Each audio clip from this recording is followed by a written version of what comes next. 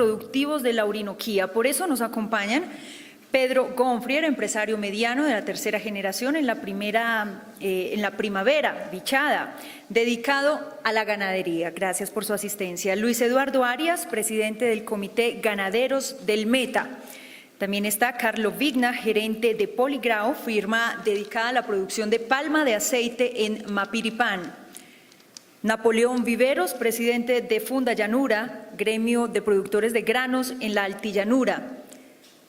Y Jaime Forero, director del doctorado en estudios rurales de la Universidad Javeriana. Como moderador nos acompaña el doctor José Leibovic, candidato a doctor de la Economía y profesor de la Universidad de los Andes. Adelante, doctor Leibovic. Bueno, muchas gracias. Buenas tardes a todos. Vamos a tratar de ser muy ágiles con el tiempo porque estamos un poco retrasados. Pues en primer lugar les quiero agradecer a todos los presentes en el panel su participación y la idea es muy sencilla. Vamos a darle a cada uno 10 minutos para que hagan una presentación de sus puntos de vista, de su experiencia en materia de estar en una actividad productiva en distintas regiones de la Orinoquía. Quiero hacer la aclaración que invitamos al doctor Jaime Forero, que no es propiamente un productor, pero es un investigador que lleva mucho tiempo haciendo trabajo de campo y que nos va a contar de experiencias interesantes de pequeños productores en la Orinoquía. Y también por razones de tiempo que el doctor Jaime tiene que salir volando ahorita tiene que viajar. Entonces vamos simplemente a pedirle al doctor Jaime y con el respeto a todos los compañeros de la mesa que le demos la oportunidad al doctor Jaime de que haga su presentación primero y después seguimos en el orden acordado. Como les vuelvo a decir, básicamente la idea es que cada uno cuente experiencias importantes, limitaciones, problemáticas que viven en torno a esta experiencia de la producción en la Orinoquía. Adelante, Jaime. Muchas gracias, José. Mil gracias por la invitación a todas. Mis disculpas por tener que hacer esto a las carreras, pero así es la vida a veces, aunque hubiera preferido permanecer con ustedes más tiempo. Desde hace mucho tiempo, cuando comenzó este nuevo desarrollo agrícola de la Altillanura, se ha venido sosteniendo en diversos medios empresariales, académicos, gubernamentales, inclusive de científicos y técnicos del sector agropecuario, que estos emprendimientos agrícolas de la Altillanura son exclusivamente para grandes inversiones que tienen que ser llevadas a cabo a gran escala y que la agricultura familiar, la agricultura a pequeña escala no tiene nada que hacer en medio de estas nuevas propuestas agrícolas. Se afirma también que de pronto sí, pero si hacen economías de escala asociándose y de pronto sí, ellos precisamente se asocian con los grandes agroindustriales que se tornarían en los famosos operadores que serían capaces de viabilizar su producción dentro del mercado agroindustrial. La verdad, nosotros siempre hemos tenido dudas sobre esto porque hemos conocido por mucho tiempo sistemas de producción en el llano, también en la Altillanura. Hemos conocido investigaciones que se habían venido haciendo desde hace por lo menos 40 años, 50 años, que nos daban pistas de que sí puede haber una posibilidad para hacer otro tipo de emprendimientos agrícolas y pecuarios que puedan ser llevados a cabo por pequeños productores familiares. Estando en esas, me encontré con Josué, un líder productor de Puerto López. Le expresé la idea y me dijo: yo mismo, mi finca misma es un ejemplo porque yo vivo de mi finca, exclusivamente de mi finca, y hay muchas familias allá en Puerto López, en plena altillanura, en la sabana de la altillanura, en suelos ácidos, llenos con mucho aluminio, poca capa vegetal, etcétera, que están produciendo y que tienen sus fincas y viven de sus fincas. Entonces, ante eso, nos metimos en un proyecto que en la Universidad Javeriana llamamos IAM, Investigación al Margen, sin ningún financiamiento. Únicamente nos prestaron un carro y con unos socios de la Universidad del Llano nos fuimos a trabajar con esa gente a ver qué era lo que pasaba. Se trataba de familias que habían obtenido la tierra por medio de los programas del INCODER hace unos 8 años, en unas fincas, la mayoría producto de extinción de dominio, y trabajamos en 10 fincas investigando lo más rigurosamente posible, con toda rigurosidad, sus características ecológicas y sus características económicas. Fincas entre 22 y 30 hectáreas, menos casi la mitad de lo que se considera que es la unidad agrícola familiar actual en estas condiciones donde se puede hacer agricultura, con derechos de propiedad muy inciertos y en condiciones muy difíciles, porque el INCODER les asignó las tierras, pero los dejó completamente a la de Dios en un peladero que ustedes se pueden imaginar, la inclemencia del clima, la inclemencia del ecosistema cuando uno no tiene recursos sino para levantar con 4 guaduas una casa y ponerle una teja encima. Con la ayuda así de alguna organización, especialmente la Cosmopolitana, que es una organización, una ONG cristiana, pero sin capital, de pronto una vaquita, un cerdo que les prestaron, alguna platica que les prestó un vecino, ellos se dieron la tarea de construir sus fincas y lo que hicieron fue, con muy buen criterio, sembrar una gran cantidad de árboles y de plantas, de tal manera que cuando nosotros hicimos el examen, estas fincas tenían una diversidad que nosotros llamamos cultivada y domesticada, a nuestro juicio asombrosamente grande. En total eran 105 especies, contrastando con las 1, 2 o 3 especies de la agroindustria, 15 animales y 90 vegetales que habían adaptado ellas. Muchas son especies amazónicas, muchas son especies de ecotonos entre la Orinoquia y la Amazonía, pero también mango, piña, plátano, ají y el famoso pasto braquiaria, por supuesto. Hecho el análisis económico, nosotros encontramos que habían 3 modelos. Un primer modelo, el tradicional, el ganadero tradicional, un solo caso de los 10. Un segundo modelo altamente integrado al mercado de los insumos y altamente integrado al mercado de los productos, cultivando piña, con un modelo altísimamente agroquímico, y los 8 restantes, un modelo que se puede calificar como de la vía campesina, que consiste en que el campesino desarrolla una estrategia para alejarse del mercado de los insumos, producir la mayor parte de los insumos en su finca, pues sí tiene que comprar cerdos, tiene que comprar pies de crías, tiene que comprar materiales, pero evitan al máximo comprar insumos y evitan al máximo también contratar mano de obra. Un sistema muy poco monetizado por el lado de las entradas, pero sí altamente monetizado por el lado de las salidas. Ellos venden distintos productos, ajíes, marranos, mieles, granos, plátanos, yucas, etcétera, piña, ya lo mencioné, ganado en pie, productos lácteos y muchos de los productos con alto valor agregado. Hecho el examen económico, encontramos que en todos los casos, excepto el ganadero, en 9 de los 10 casos, ellos remuneraban su mano de obra muy por encima de su costo de oportunidad, muy por encima de lo que podían ganar trabajando por fuera de su finca, en niveles entre 70.000 y 131.000 pesos diarios. Es el indicador de viabilidad económica fundamental que nosotros tenemos para sistemas familiares, cuánto le genera a una persona el trabajo en su propia finca, exceptuando el ganadero, que apenas se gana 18.000 pesos, que es más o menos la mitad del jornal vigente en la zona.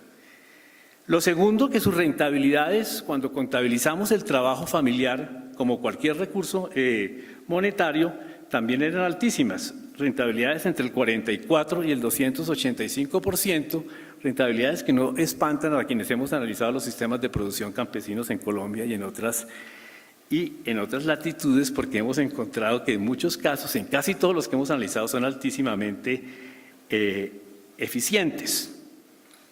Y si mirábamos los ingresos totales en el año y los comparamos con la línea de pobreza urbana, que es mucho más alta que la línea de pobreza rural, exceptuando el ganadero otra vez, el que se metió con el modelo convencional tradicional del ganado, todos estos productores que hicieron unas fincas altísimamente diversas, como dije, con una gran cantidad de productos, con unas estrategias que fueron construidas fundamentalmente mediante el intercambio entre ellos, no con una asociación formal, sino construyendo lo que nosotros llamamos el capital social. Interacciones entre ellos, interacciones con los compradores, interacciones con los vendedores, y fueron construyendo su propio mercado.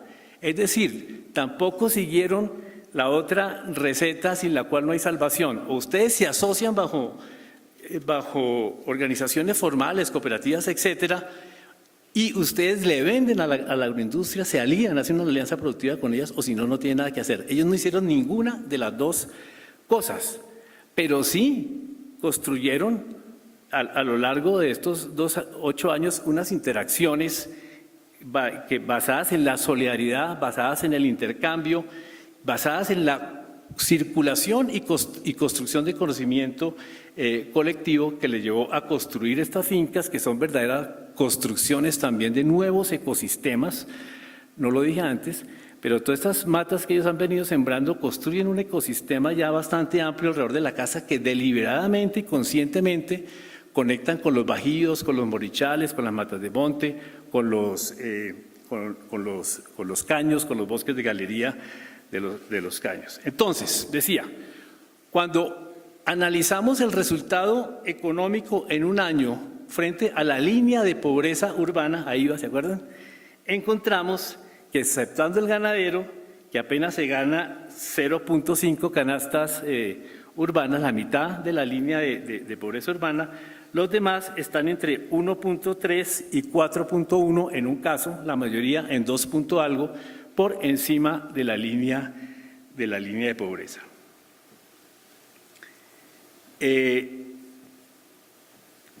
alternativa tienen ellos con la agroindustria? Arrendar las tierras, porque es la única clara, y el arrendamiento de tierra, de acuerdo como nosotros lo medimos, se hacen arrendamientos a largo plazo, 4 o 5 años, sale a 10.000 pesos por hectárea cosecha.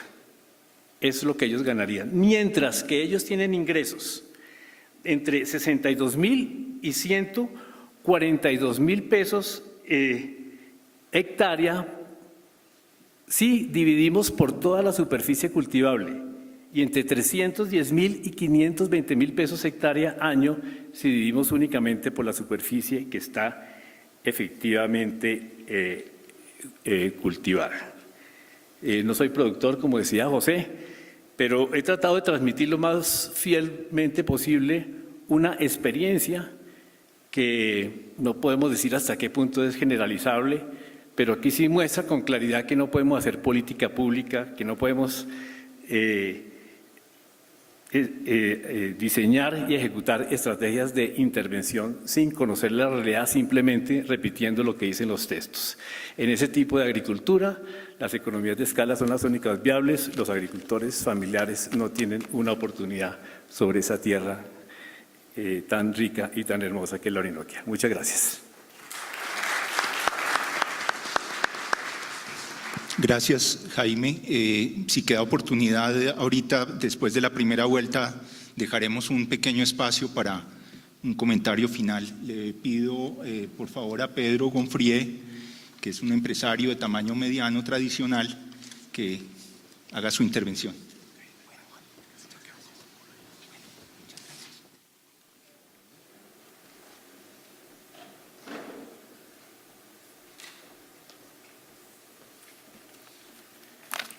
Bueno, buenas tardes. Muchas gracias a todos por la invitación.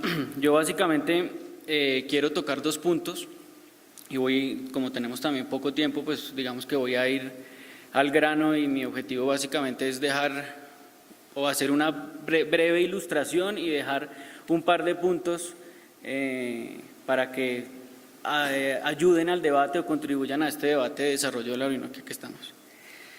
Yo básicamente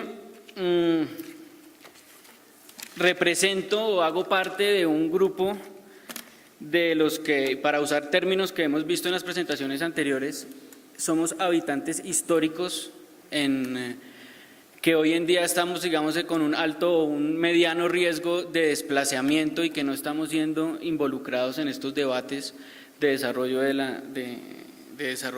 la Orinoquia o del llano.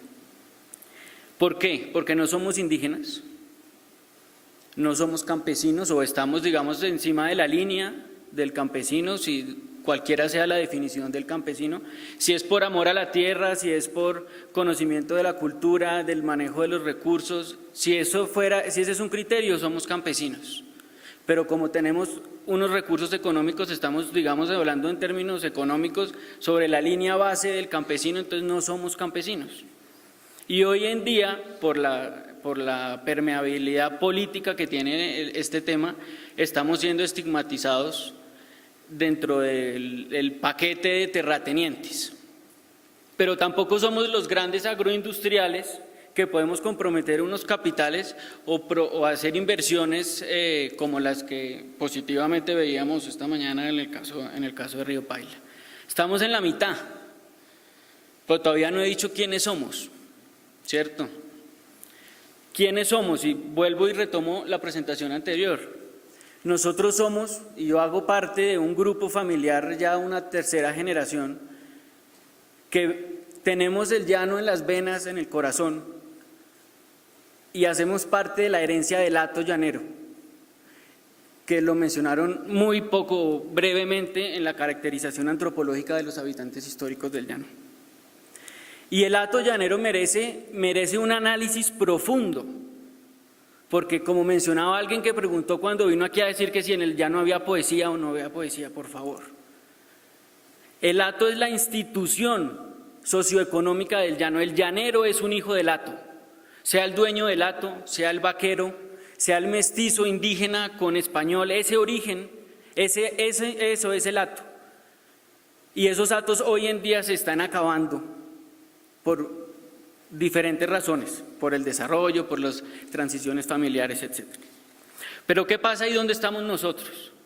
Esos hatos, fundamentalmente de Casanare, son el origen de lo que hoy, de la actividad económica que ha habido en estas zonas de la Orinoquia o del llano, que ahora parece que se descubrieron hace 10 años, cuando supuestamente hay paz que todavía no ha llegado. ¿Qué pasa? Nosotros tenemos esa herencia, ese conocimiento de la explotación ganadera. Y ahora me meto en el tema de los parámetros de desarrollo que tenemos que pensar para la sostenibilidad. Pero para cerrar el primer punto, y es la inseguridad jurídica. ¿Por qué digo yo que nosotros estamos siendo desplazados y no estamos siendo reconocidos?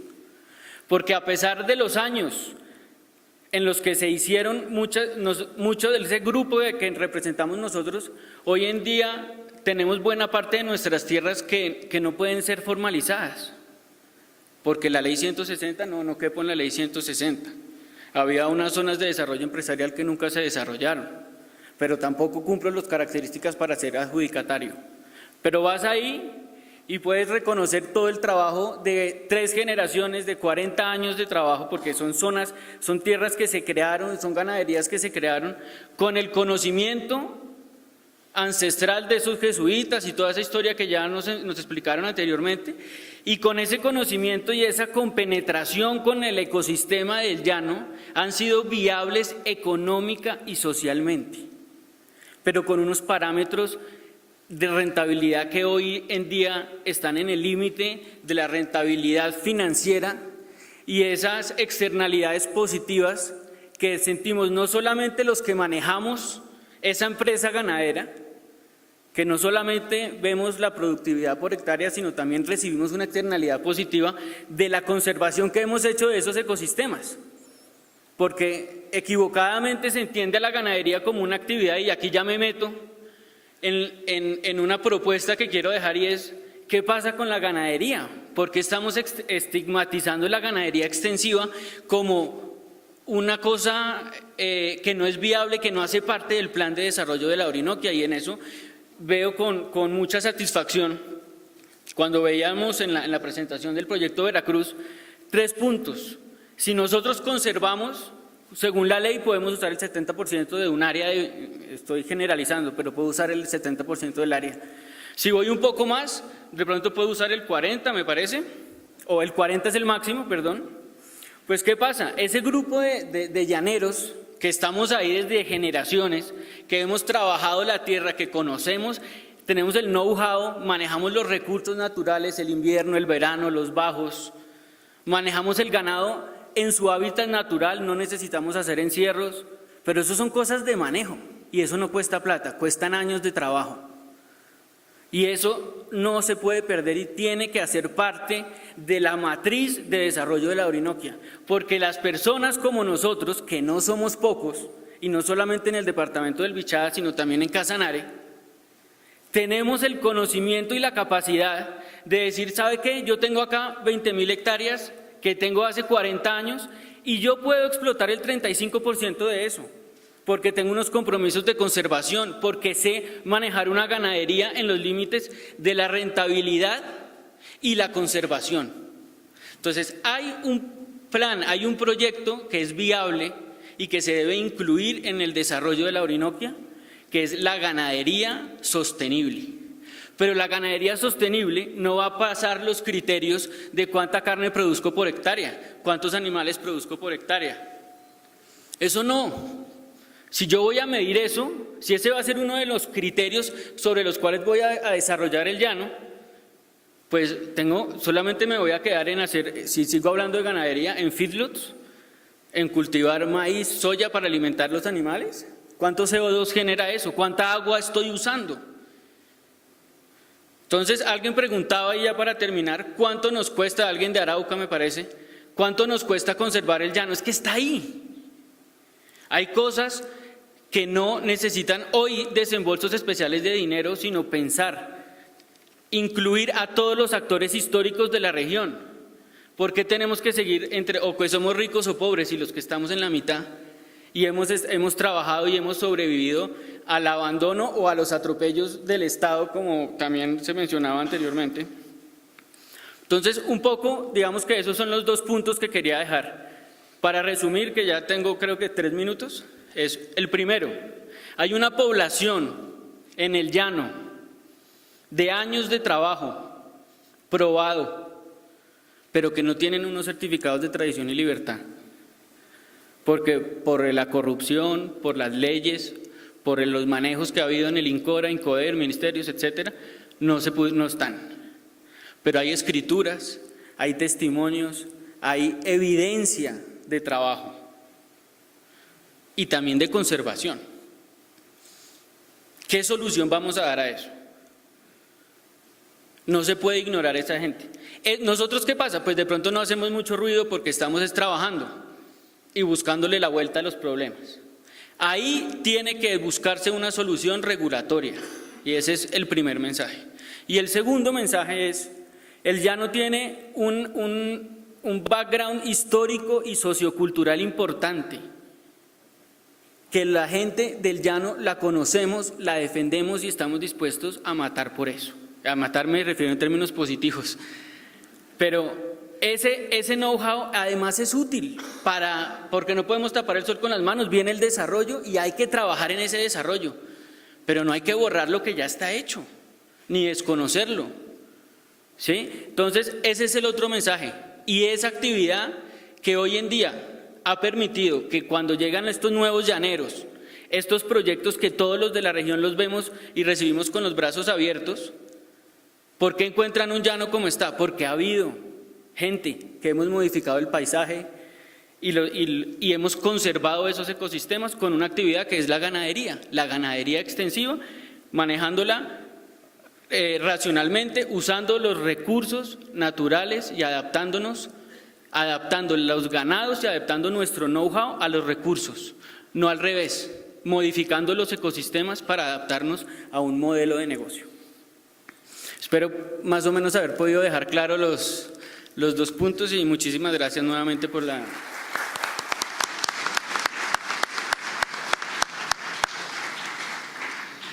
Gracias, Pedro.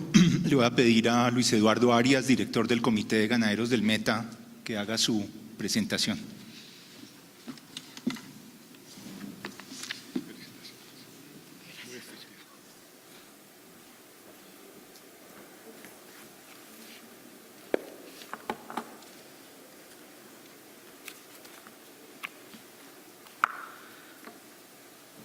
Agradecer en nombre del gremio ganadero la invitación a este importante evento y por lo tanto mi intervención está dirigida solamente a la ganadería, aunque debo advertir que hay algunos puntos transversales que involucran todo el sector agropecuario. Para contextualizar la importancia de la ganadería en el desarrollo económico de la región, debemos decir que esta actividad, desde la colonia a la República y finales del siglo pasado, fue el pilar fundamental de la sostenibilidad y el arraigo de la población de los llanos orientales como territorio. Hoy, la Orinoquía colombiana como región tiene cerca de una tercera parte del territorio nacional y alberga una cuarta parte del inventario ganadero del país, algo más de 5 millones de cabezas. Esta actividad tan ancestral se ha realizado de una forma extensiva en suelos agrestes y poco productivos. Por ello nos abrogan, con razón, un gran número de hectáreas para atender el inventario mencionado. Técnicamente podemos decir que se requiere 3 hectáreas para una cabeza en sabana nativa y 1 hectárea por cabeza en pasturas mejoradas. Esto nos darían 10 millones de hectáreas para las 5 millones de cabezas que ya tenemos, ya existen en esos territorios. Recordemos que la Orinoquía en su conjunto son cerca de 30 millones de hectáreas.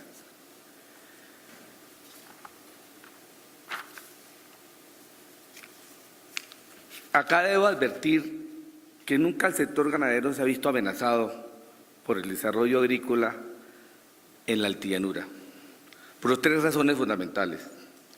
El sistema agrícola siempre debe mejorar suelos, y esos suelos, si alguna vez se utilizan en la ganadería, mejoran significativamente todo el sistema productivo y mejora mucho la carga por hectárea. Segundo, los subproductos de la agricultura siempre van a ser útiles para la ganadería porque van a ser utilizados en nutrición animal.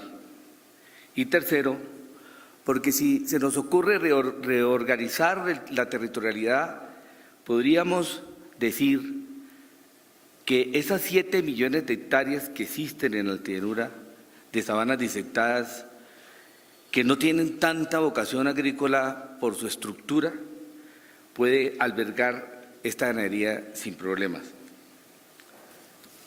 Debemos, sí, con preocupación decir que el UPRA pretende en su diagnóstico asignarle un número determinado de tierra a la ganadería y en la Orinoquía sugiere que nos congreguemos en espacios de explotación semi-intensiva con parámetros foráneos. ¿Qué productor agrícola o ganadero no quiere tener una gran producción y ser competitivo? Todos queremos eso. Pero en nuestro país no existen los instrumentos ni la política pública que nos favorezca para lograr este objetivo. Costos de producción, investigación, conectividad, mercados, en fin, esto ya es tema de otra discusión. Históricamente la tendencia de la tierra en estos territorios ha sido dada en la posesión heredada por generaciones y culturalmente no ha sido importante ni necesario la legalización ante el Estado de estas propiedades. Hoy el Estado, mediante las leyes como la de tierras, quiere adoptar medidas que están chocando de una manera determinante con estas poblaciones. ¿Ustedes se imaginan cuál sería, o incluso cuál es, la reacción de un llanero pata al suelo, casi analfabeta, cuando reciba una notificación sobre una resolución que le informa que su predio está en curso de un proceso de restitución de tierras por baldíos? Sería devastador. Y esto está pasando en los territorios con llaneros y los nuevos llaneros de una manera masiva. Por ejemplo, mencionaré en el Bichada, más del 70% de las propiedades tienen esta connotación. Mencionaré un caso que son el día al día de esta situación. Un ganadero que explota hace muchos años su tierra adecuadamente, sin mucha tecnología. Nuestro antecesor panelista, el doctor Don Frier, lo mencionó. Le anuncian la restitución de su tierra, de su predio. No puede vender porque así haya pagado los impuestos, no le da seguridad jurídica al comprador. Entonces solicita adjudicar este baldío y llega a la UAF y todas las demás requerimientos jurídicos y termina dejándolo en un limbo que lo lleva al fracaso, la desesperación. Y aquí lo han mencionado todos de una u otra manera, el desplazamiento. Recordemos que de las 13 millones de hectáreas de la altillanura, solo 500.000 de estas están afectadas por la UAF y la ley de tierras de las grandes empresas que en un compromiso patrio llegaron hace unos años y hoy están en retirada.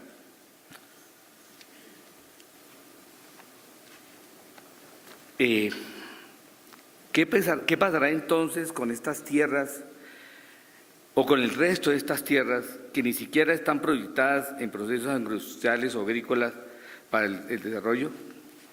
Como lo mencionó el doctor Sige, ¿qué sucederá con estos desarrollos?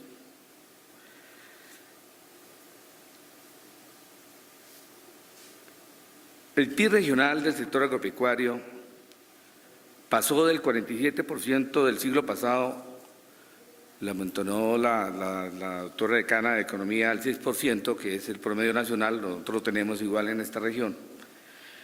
Pero ese PIB disminuyó tan significativamente, básicamente porque lo desplazó el petróleo con su producción extractiva no renovable. Esto ha distorsionado completamente el equilibrio socioeconómico de los llaneros. Sumado a este problema de tierras, ha creado una estabilidad de estas poblaciones y de sus propietarios. El desarrollo de cualquier proyecto agropecuario requiere para su éxito ejes transversales que solo mencionaré en un orden que le di de mayor importancia. Seguridad jurídica, conectividad, músculo financiero y población laboral. El primero y el último, y si me permiten al final, si alcanzo con el tiempo, profundizaré más en el tema laboral, se han convertido en los más sensibles y limitantes. Pero el tema de tierras hoy día tiene paralizado el desarrollo de este vasto territorio de la patria. Para ilustrar al auditorio sobre estos puntos de vista, quiero decir que solo me he referido exclusivamente a la región de la Orinoquía, que se difiere a otras zonas donde históricamente el conflicto de los problemas de tierras son por víctimas. El desplazamiento de víctimas en la Orinoquía ha sido mínimo, muy poco, y comparto la opinión de mis antecesores que nos han estigmatizado como grandes terratenientes. Realmente esto es una consecuencia de que la baja productividad de estas regiones no tiene tanta presión sobre la tierra de la población foránea. No se han hecho los estudios juiciosos y pertinentes, reales, sobre la Orinoquía colombiana. Y aquí me uno a lo que decía el doctor Liski, que es imposible desde un escritorio legislar para un país rural y con énfasis en la Orinoquía, creando instrumentos tan importantes en el desarrollo regional como el COMPES de la Altillanura, que terminará siendo un saludo a la bandera y donde la ganadería escasamente se menciona. Gracias.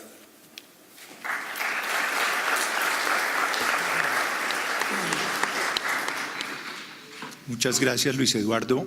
Ahora le damos la palabra a Carlos Viña de Polygrow para su presentación.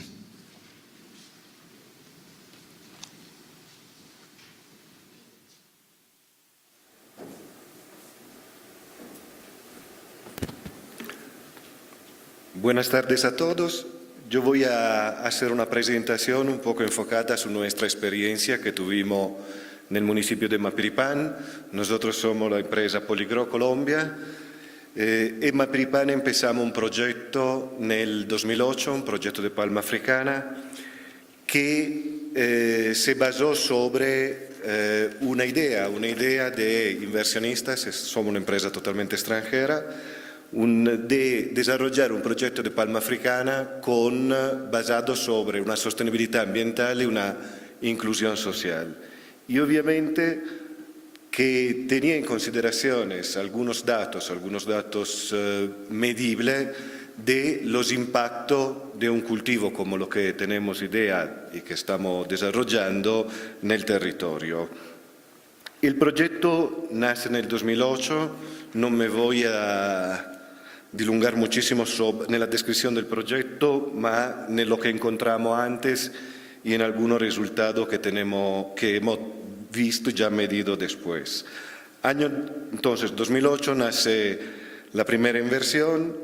El proyecto es diseñado por un área de unas 15.000 hectáreas con la construcción dentro de estas 15.000 hectáreas de una planta extractora que pueda garantizar la creación de un mercado local, fundamental para superar toda la barrera logística y de falta de infraestructura presente en la región.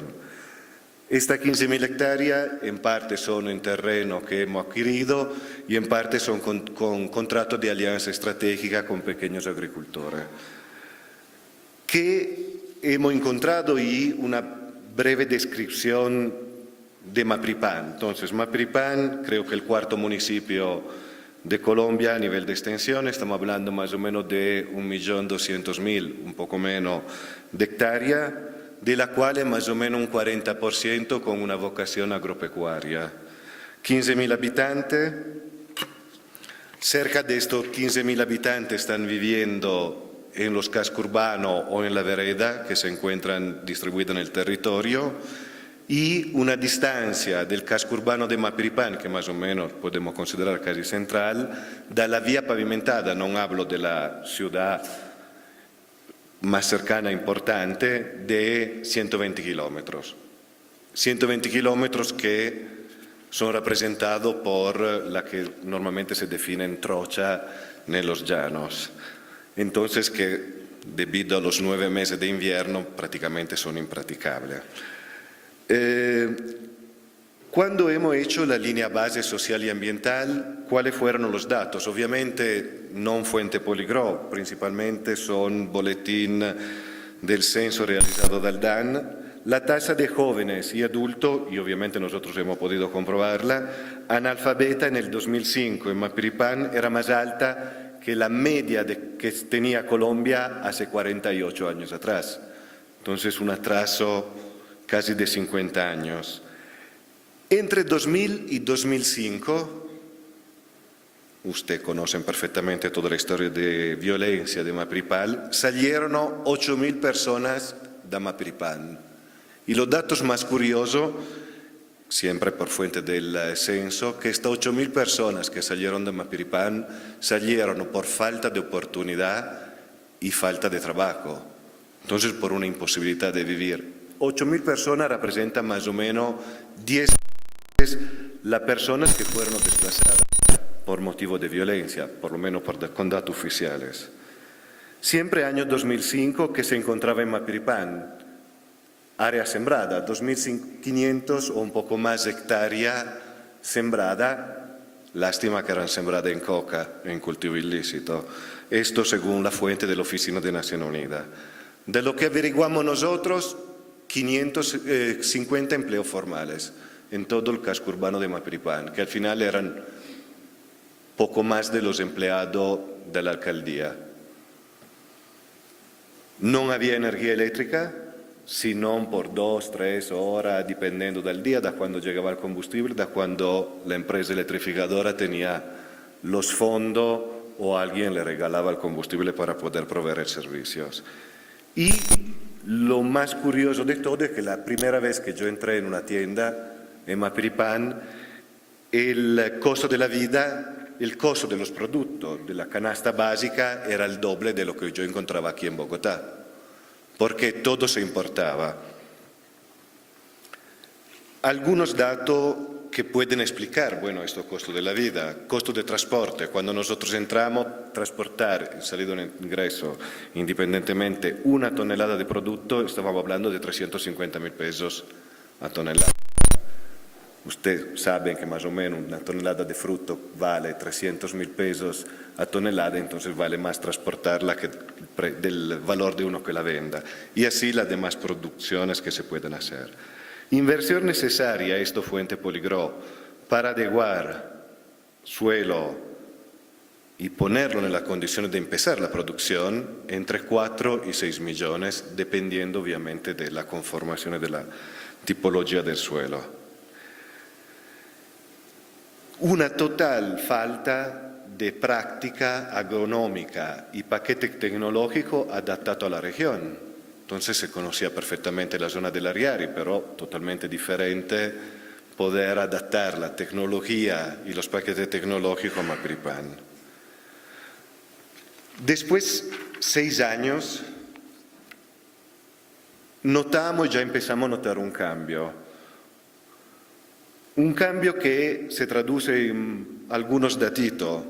Primero, 2011, después 4 años sin luz, tomamos la decisión, obviamente con la alcaldía, con la gobernación, de empezar a ponernos en el tema de energía eléctrica. Hoy Mapiripán puede contar con 24 horas de energía eléctrica, 365 días al año.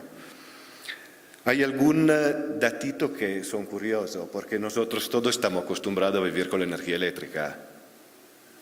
Allá lo que me impactó, obviamente no es la cosa más importante, es encontrarme en la plaza principal con 2 señoras sentadas en el bar principal de la plaza tomando helado, y que me paran y me dicen: ¿ma usted se podía imaginar nosotras aquí sentadas como todas las señoras de Villavicencio comiendo helado? Es significativo. ¿Cuál puede ser el cambiamiento de la vida con cosas tan pequeñas que no tenemos en consideración? Segundo, hay ya una conciencia ambiental, que es importante. Yo me acuerdo, primera vez que tuvimos nuestro obrero transportándolo con el servicio de transporte de la empresa de Mapiripán al casco urbano, vieron una manada de chigüiro y querían matarlo todo. Esto ya cambió. Entonces, ¿cómo cambió? Obviamente con política que son políticas de la nación, que obviamente la sociedad adopta totalmente, pero yendo un poco más allá. Entonces, creando una línea base ambiental antes de empezar el cultivo, que defina cuáles son las áreas de alto valor de conservación, dándonos regla totalmente autónoma de definir área de conservación donde se respete obviamente los recursos naturales existentes y convenciones con diferentes fundaciones especialistas para estudiar cosas, impactos y indicadores de biodiversidad que puedan ser significativos. La línea base ambiental obviamente la repetimos cada año, entonces ya empezamos a tener algunos datos serio, científico, para un día de mañana poder realmente medir los impactos de lo que se considera un monocultivo. Parte de empleo, parte social. ¿Cuáles son los cambiamientos que vimos? Fuente creó COMPES Entonces, corte de Fuentes y Unidos, perdón, corte junio 2013, desempleo de Mapiripán, estamos hablando de poca persona, entonces no es que sea un gran logro, 18.5 tasa de desempleo, mejor municipio de la Altillanura. Trabajadores directamente vinculados a la empresa, hoy son 500, entonces estamos hablando de más o menos 70% de toda la población del casco urbano de Mapiripán, y creo que hay algunos datos que es correcto mencionar. De estos 500 empleos que generamos, 62 son de desplazado, 7 son de reinsertado, 44 son puestos que obviamente nosotros por política de la sociedad damos un 10% a la comunidad indígena. Hicimos un protocolo de comunicación y definimos un protocolo de comunicación con las 2 comunidades indígenas que tenemos. 25 son madres de cabeza, madre cabeza de familia, y 23 son personas que son desvinculadas a cultivo ilícito. Hemos cometido errores, por cierto, sí. Tuvimos que crearnos, entre comillas, tuvimos que crear nuestro paquete tecnológico.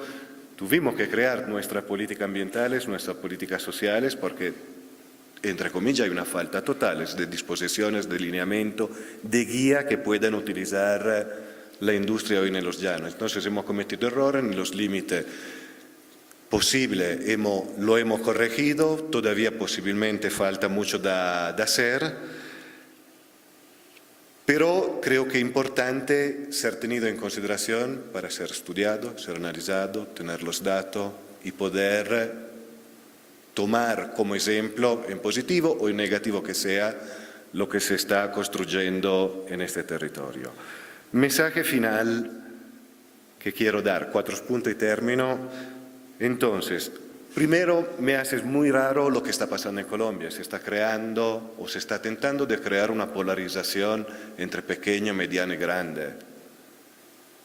Es grave esto. No ayuda, por cierto, a crear un ambiente sano para poder construir y tener un ambiente que genere ideas importantes para el sector. Esto, si se hace un análisis, por lo menos yo me la hice, no lo estamos viendo en la industria. ¿Estamos discutiendo si es mejor la industria o la artesanía? ¿Estamos diciendo que o es industria o es artesanía? Por hacer un ejemplo, no creo. Hay que tener en consideración en la definición de la política que se deben definir y en la decisión estratégica que el gobierno debe hacer una realidad geográfica, social y ambiental del territorio. Me parece que muchas veces tentamos de generalizar políticas que se puedan adaptar totalmente a área geográfica bien definida de Colombia y no a la Altillanura.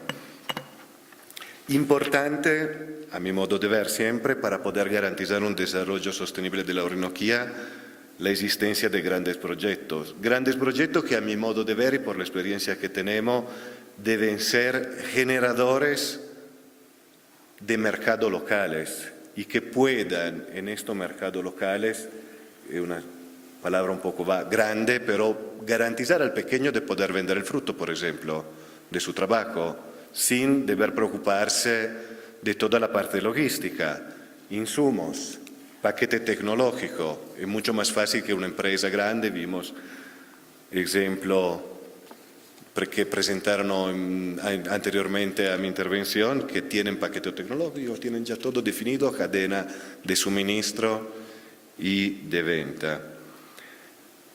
Hay la necesidad de tener un rol activo del Estado. El Estado debe acompañar todo este desarrollo con políticas de largo plazo. Yo creo que me olvidé de decir una cosa. En el 2008 no es que de Italia yo partí para venir a Mapiripán, que ni sabía dónde existía. Vino ProExport en Italia, invitando empresas, inversionistas a hacer inversiones en Colombia, inversiones en el agro. Cambió un poco. Vinimos, invertimos, grandes recursos para nosotros, obviamente para nuestra posibilidad, y al final creo que un poco las direcciones no fueron siempre mantenidas como cuando fuimos invitados. Y entonces debe acompañar el desarrollo a través de obviamente provisión de bienes públicos, que son fundamentales, y política de largo plazo que permitan, da un lato, desarrollar los proyectos, del otro, que es fundamental mantener un sentido de pertenencia a la región. Yo creo que recibo 3, 4 llamadas al día de personas que quieren vender su finca. Preguntámonos esto, ¿por qué quieren vender su finca? ¿Por qué quieren salirse corriendo de la región? ¿Cómo se puede dar un sentido de permanencia en la región? Obviamente a través de educaciones, de formación, mejorar la calidad de vida, dar una expectativa de un futuro, en poca palabra.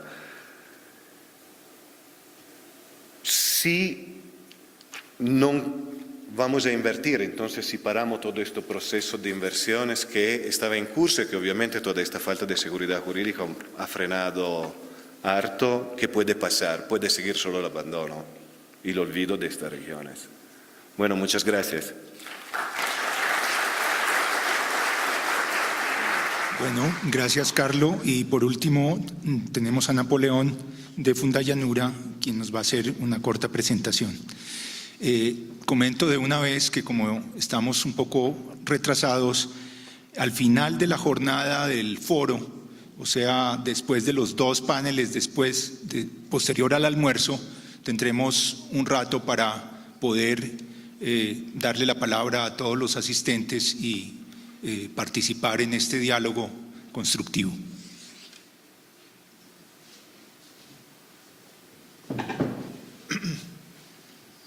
Bueno, muchas gracias por la invitación. En nombre de los afiliados a la Fundación para el Desarrollo Agroindustrial de la Altillanura, vamos a hacer una presentación de lo que ha sido nuestra participación en el desarrollo de la Altillanura colombiana. Voy a mostrar unas diapositivas porque me parece importante señalar cuál ha sido el crecimiento que hemos tenido desde el año 2008 cuando estos proyectos iniciaron y por qué razón llegamos a la Altillanura colombiana. Por favor, el técnico que nos ayude con las diapositivas del conferencista. Gracias. Un segundo, por favor.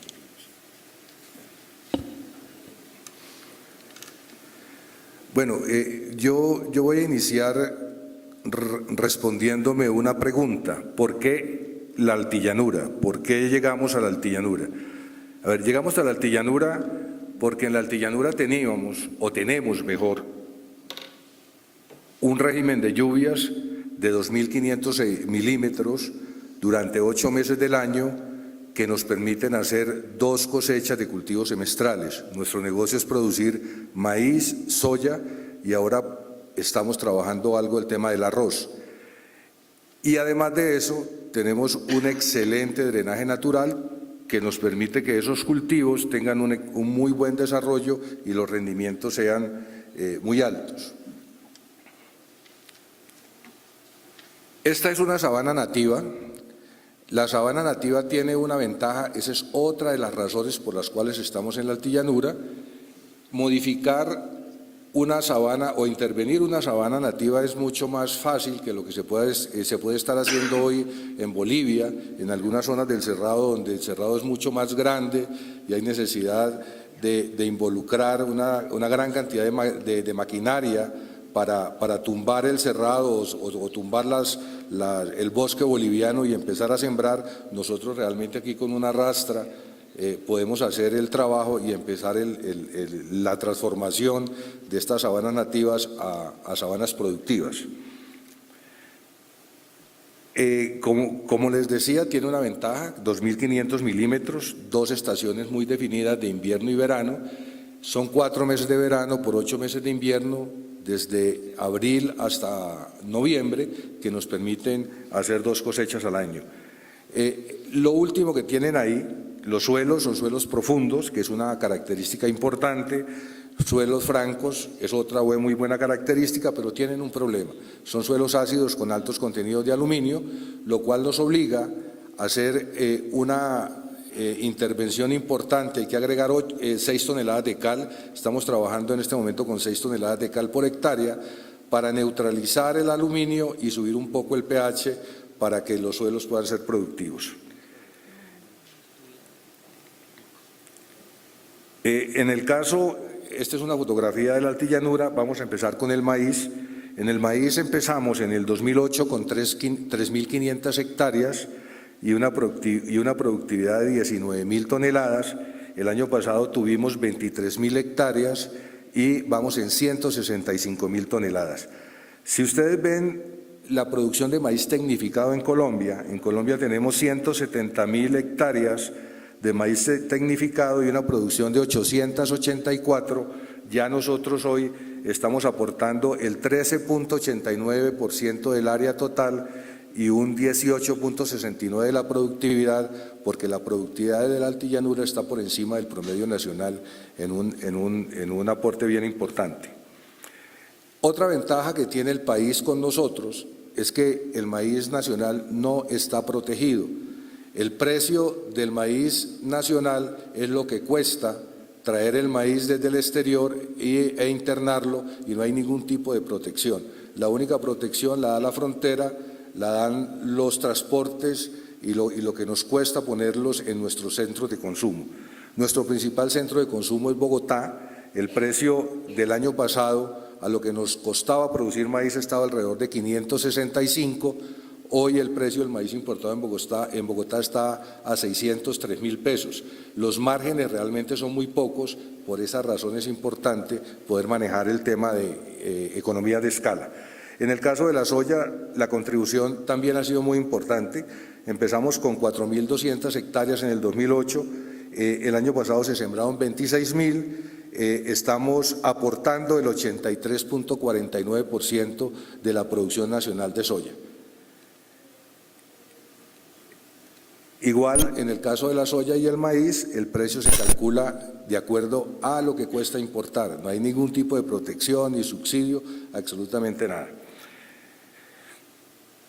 La soya y el maíz que se produce en la altillanura va al mercado de consumo del resto del país. Es muy poco realmente lo que se queda en la altillanura, el resto llega a nuestro mercado principal, que es Bogotá, básicamente por la cercanía que tenemos al mercado de Bogotá. Hemos tenido que hacer un esfuerzo muy grande. El desarrollo tecnológico se hizo desde cero, se trajo tecnología de Brasil, se trajeron técnicos brasileros, se fueron haciendo adaptaciones y en 6 años les puedo decir que hemos hecho una curva de aprendizaje muy importante. Nuestros promedios de producción de soya están en 3 toneladas, estamos cerca de las 8 toneladas en maíz, que eso está mejorando realmente las cifras de nuestros proyectos. Otro tema, ya para terminar, que es fundamental y es el aporte que estamos haciendo a la formalización del negocio agrícola del país. La altillanura está aportando, en el caso del maíz, el 51.1% de los recursos que recibe el Fondo de Fomento Maicero y el 77% de los recursos que recibe el Fondo de Fomento de la Soya. ¿Qué quiere decir esto? Que a pesar de que en las otras áreas del país, que son mucho más grandes que las nuestras, se hace producción, pero no está formalizada la operación y los recursos que deben pagarse para el desarrollo de la investigación y la tecnología, que son los recursos de los fondos de fomento, se pierden porque no están formalizados. Nuestro negocio, casi que en un 100%, es totalmente formal. Estas son nuestras máquinas, estamos trabajando con los últimos equipos que están en el mercado de los granos en el mundo, porque la eficiencia se logra trabajando con las mejores herramientas tecnológicas, y ese ha sido realmente nuestro reto. Los flujos de carga que se generan, estamos sacando en el año 288.000 toneladas, estamos introduciendo 73.000 toneladas entre fertilizantes y semillas, y nos cuesta llevar el fertilizante, todo el fertilizante que se consume en Colombia es importado, salimos de puerto hasta la altillanura a 250.000 pesos la tonelada. Esto es supremamente alto, son $125 lo que nos cuesta llevar el fertilizante, y el fertilizante es nuestro principal insumo. La verdad es que en la altillanura no tenemos una buena cantidad de nutrientes en el suelo, aunque les comento que después de 6 años ya tenemos lotes con 20 partes por millón de fósforo. 20 partes por millón de fósforo es ya un valor importante cuando arrancamos de cero. Entonces ya las cantidades de fósforo que hay que ir aumentando o que hay que ir colocándole al suelo son menores. nos tenemos que enfrentar a dificultades muy grandes, no hay infraestructura. Este es el resultado de lo que encontramos en todos nuestros inviernos. Tenemos ocho meses donde prácticamente tenemos que cerrar el flujo de nuestras mercancías porque el clima y las condiciones de la infraestructura con la que contamos pues son supremamente precarias. Muchas gracias.